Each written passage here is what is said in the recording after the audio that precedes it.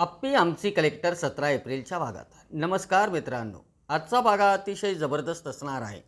दिप्या बाप्पूंना चहा आणून देतो. दिप्या सुषमा तिकडून येताना जेवून येतो असे म्हणाले का रे? हो, आपल्या सगळ्या कार्यक्रमात सुनंदाक्का येतात. बाप्पू, दीदी आता ठीक आहे ना? का रे? मी आपलं सहज विचारलं. हो, दीदीच्या आयुष्यात लई वाईट दिवस आले हो. दीदी आपली खमकी आहे. दुसरी कोणी असती तर नसती टिकली गड्या. एकदम खरं आहे गड्या. त्या मनी आणि संकल्पचं बघा ना, एवढं सारं होऊन त्यांना काही अक्कल आली नाही. स्वभावाला औषध नसतं बाबा. आता काही होणार नाही ना हो, कारण दीदीला आणि दाजीला लई अडचण आली हो. अरे, दुपारी अर्जुन शेतामध्ये आला होता. तोच म्हणत होता आप्पीसाठी काहीतरी करावं लागेल म्हणून. असंच हो, ती मनी आणि बंट्या त्यांच्या आयुष्यातून कायमची जाओ. हे बघ, त्यांनी जरी काही केलं तरी अर्जुन त्यांना लगेच तुरुंगात टाकील. मला एक बोलायचं. दिप्या, लग्नाबद्दल बोलशील तर फटका खाशील. लग्नाबद्दल नाही हो बाप्पू, माझा विचार आहे पुण्याला जाण्याचा. अहो बाप्पू, इथं काहीच नाही. धड काम बी नीट नाही आणि पैसे बी नीट मिळत नाही. काय मध्येच काढलं पुण्याला जाण्याचं? लई दिवसापासून माझ्या डोक्यात आहे. मम्मीला म्हणावं तर ती सोडणार नाही. नक्की कामाला जायचं ना? काय राव बाप्पू, तुमचा विश्वास नाही का? कामाला जायचा आणि पैसा कमवायचा. मला तुमच्यावरचा ताण कमी करायचा. अरे दिप्या, आज लई भारी बोलतोय तू. इकडे रुक्मिणी आणि सरकार आप्पीकडे येतात. अमोल झोपला का? हो, सरकार म्हणतात. मी अर्जा आणि विनयाला खरंच सांगणार आहे. म्हणजे आत्ता नाही, लवकरच सांगणार आहे. त्यावेळी हे सांगेन की तुला यातील काहीच माहिती नाही असं सांगेन. अहो सरकार, असं काय? मला तर हे खूप दिवसापासून माहिती आहे. आपल्याकडे दुसरा काही पर्याय आहे का? माझं अजूनही मन खाते की मी अर्जुन संग खोटं बोलते म्हणून. दुसरा कोणता पर्याय नाही आहे. जर अर्जुनला समजलं तर तो खूप चिडेल. त्यामुळं ते त्यांच्याबरोबर बोलू नको. फक्त आपल्या तिघालाच माहिती आहे ना, सुजय भाऊजीला एक, त्याला मी बघतो. सरकार, आई मी हे आयुष्यभर नाही मनात ठेवू शकत. शेवटी नवरा बायकोचं नातं विश्वासावर टिकलेलं असतं ना. आयुष्यभर मनात ठेवू असं कोण म्हणतं तुला? पण आता सांगू नको. आता विनय आणि अर्जुन लई चिडतील. लई भीती वाटते मला. आता तुझ्या आयुष्यात अमोल आला. माझ्या गुन्ह्याची शिक्षा त्या अमोलला कशाला? हे बघ आप्पे, तुझ्या मनाला पटत नसल तर आता आमच्यासाठी ऐक. आधीच माझ्यासाठी लई भोगलं तू. त्यासाठी मी स्वतःला कधीही माफ करणार नाही. सरकार, तुम्ही असं नका म्हणू. बरं, तू काही काळजी करू नकोस. मी सारं सांभाळून घेईन. छकुली, तुला पाहिजे ते मिळालं का? हो पप्पा, तुम्हाला जे वाटतं ते लिहा.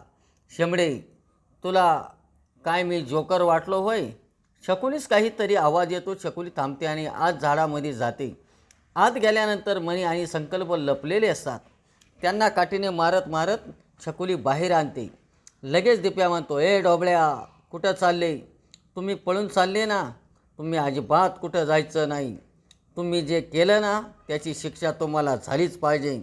अरे झाली की बाबा. आता एवढ्या दिवसापासून होतो की आम्ही बाहेर. कसलं बी खाल्लं, कसं बी राहिलो. तुम्ही आप्पे दीदीला एवढा त्रास दिला तो. अगं, आता झालं की चांगलं. तुझी आप्पी आणि अर्जुन खुश आहे. मग जाऊ द्या की आम्हाला. ओ, कुठं चालले? थांबा. अर्जुन दादाला फोनच लावतो. जायचं तर डायरेक्ट जेलातच. संकल्प साऱ्यांना ॲक्शन करून दाखवतो. ए पोरांनो, नका ना माझ्या पोरांना त्रास देऊ. जाऊ द्या ना आम्हाला. हे कुठं बी जायचं नाही. गाव सोडून तुम्ही दोघांनी. बंट्या त्या माणसाला हाणायला जातो. तो माणूस मागे सरकतो.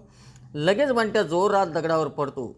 तो माणूस बंट्याला हात लावतो तर लगेच बंट्या उठतो आणि जोरात हसायला लागतो. बंट्या उठल्यानंतर परत हसायला लागतो. छकुले, हा तर परत हसायला लागला की. मनी मावशी म्हणते माझ्या बंट्याचा आवाज परत आला की. बंट्या जोरात हसत असतो. देवा परमेश्वरा, आता काय करू मी? माझं पोरगं तर पार कामातून गेलं. बंट्या तू इथं बस, मी अर्जुनकडं जाऊन येते. विनया काका म्हणतात, अगं पिऊ, तू थोडी मदत कर की आप्पीला. लगेच सुजय म्हणतो, घरात येऊन जरा फ्रेश तर होऊ द्या तिला. का? तिचं बघवत नाही तुम्हाला? अरे तसं नाही म्हणून म्हणलं. जेव्हा पिऊ पळायची तेव्हा बोलला नाही रे विन्या काका. राहू द्या विनू भाऊजी, ज्याला आपलं घर वाटतं ते करतील, नाहीतर आहे आम्ही तिघी. आई तुम्ही असं का बोलला?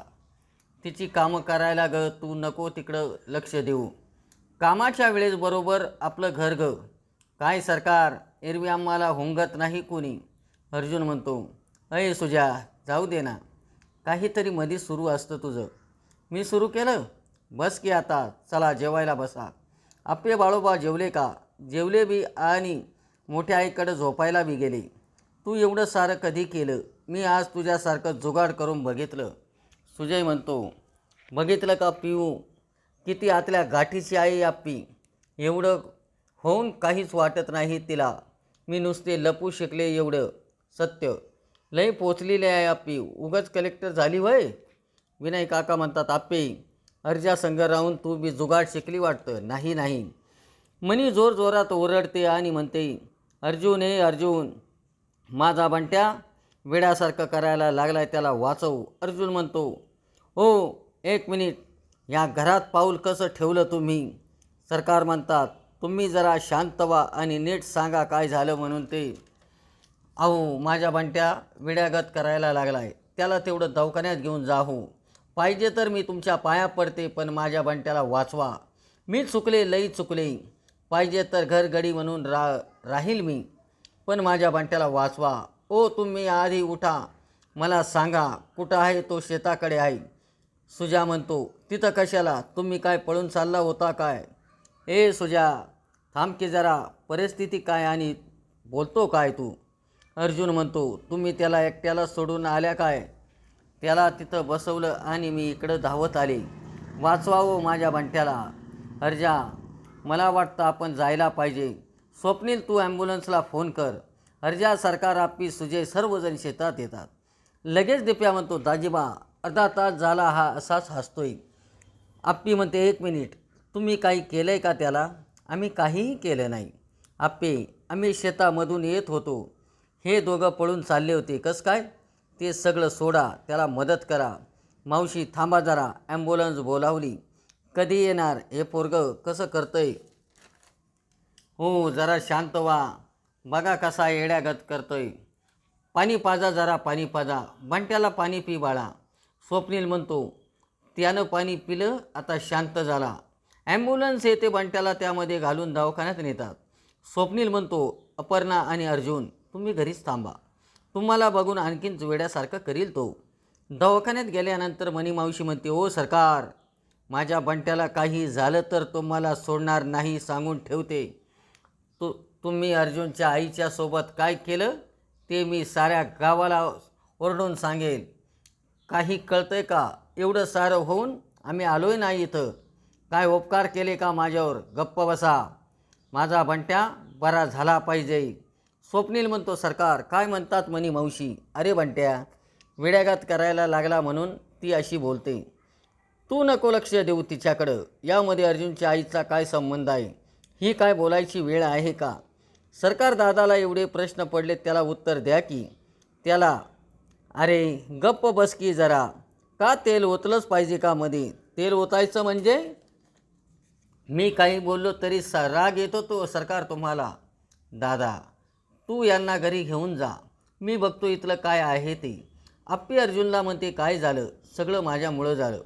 मला नाही वाटत तो बरा होईल म्हणून. त्याला अटक केली असती तर हे झालंच नसतं. आप्पे त्याला वेळ लागलं असेल का? अर्जुन हेच बघ ना, आपण खुश आहोत हे सुद्धा त्याला बघवना. ज्यांच्या मनात वाईट असेल ना, तो माणूस दुसऱ्याला आनंदात बघू शकत नाही. आपण त्याला दवाखान्यात नेलं ना, तू नको काळजी करू. आप्पे आपण उद्या डेटवर जायचं का? तू मी आणि अमोल जाऊया की. त्याला कळलं पाहिजे आपल्या डेटला काय गंमत असते ते. आप्पे लई दिवसांनी जातोय डेटला. आप्पे मधल्या काळात आपल्या घरावर वादळ आलं होतं कुठंतरी. अर्जुन गप्पा मारत असतो. आजचा भाग कसा वाटला ते लाईक करा, शेअर करा आणि आमच्या चॅनलला सबस्क्राईब करा.